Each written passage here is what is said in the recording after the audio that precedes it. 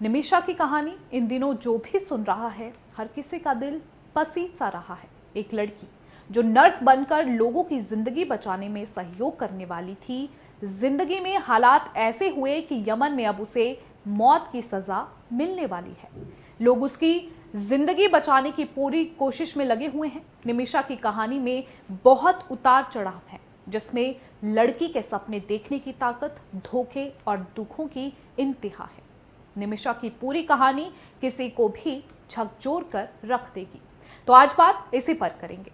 Media की एक report में निमिषा प्रिया के जीवन सफर पर एक रिपोर्ट छापी गई है, जिसमें से कुछ अंश हम आज आपको बताएंगे। तो बता दें कि निमिषा जो केरल में अपनी अकेली मां के साथ पली बड़ी, केरल में ही नर्स बनी, 20 साल की उम्र में वह यमन पहुंची, जहां उसे सना शहर के पास एक हेल्थ सेंटर में नौकरी मिली। निमिषा का सपना था एक दिन अपना क्लिनिक खोलना है।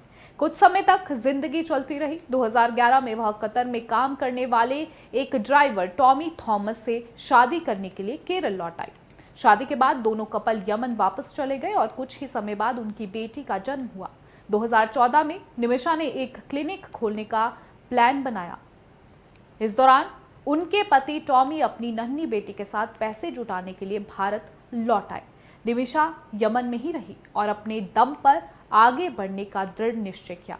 2014 में निमिषा की मुलाकात मेहदी तलाल से हुई, जिसके हत्या के आरोप में उसे फांसी मिलने वाली है। जी हाँ, यहीं से निमिषा की जिंदगी पलटने लगी और अक्टूबर 2014 में निमिषा की मुलाकात तलाल अब्दो मेहदी से हुई, जो यमन का ही था, जिसका परिवार अक्सर उस क्लिनिक में जाता था जहां निमिषा काम करती थी। तलाल ने निमिषा की मदद का वादा किया, क्योंकि यमन के कानूनों में विदेशियों को क्लिनिक खोलने के लिए स्थानीय पार्टनर की जरूरत होती है। निमिषा ने उसे 6 लाख यमनी रियाल दिए ताकि वह लाइसेंस और किराए का इंतजाम कर सके। जनवरी 2025 में वह अपनी बेटी के बपतिस्मा समारोह के लिए तलाल के साथ कुछ समय के लिए केरल वापस गई।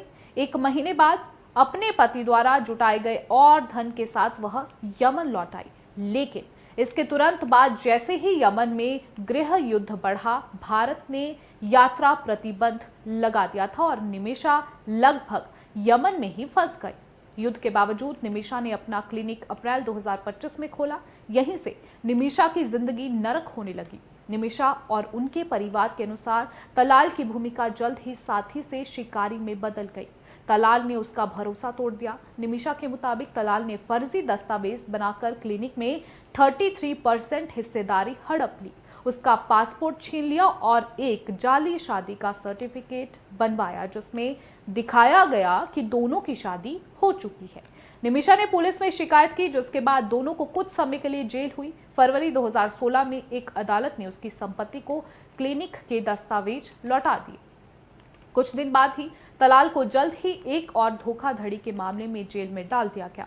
अपना पासपोर्ट वापस पाने और सामान्य जीवन जीने के लिए बेताब निमिषा जेल में उससे मिलने लगी और उससे अपने दस्तावेज सौंपने और तलाक के उन कागजों पर हस्ताक्षर करने के लिए कहने लगी, जिनसे उसकी झूठी शादी रद्द हो जाएगी।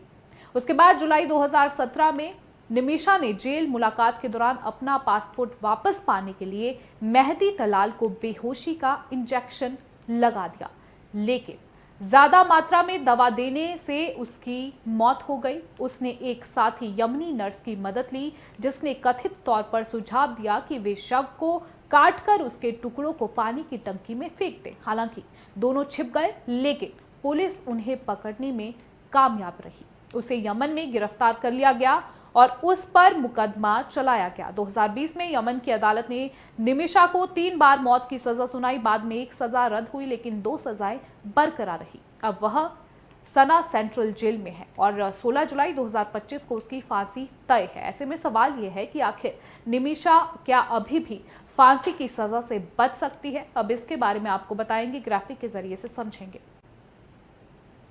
तो बता दें कि यमन के शरिया कानून में एक ही रास्ता बचा है, तलाल के परिवार से माफी, जिसके लिए कुछ पैसे परिवार को देकर जान बचाई जा सके, जिसे ब्लड मनी कहते हैं।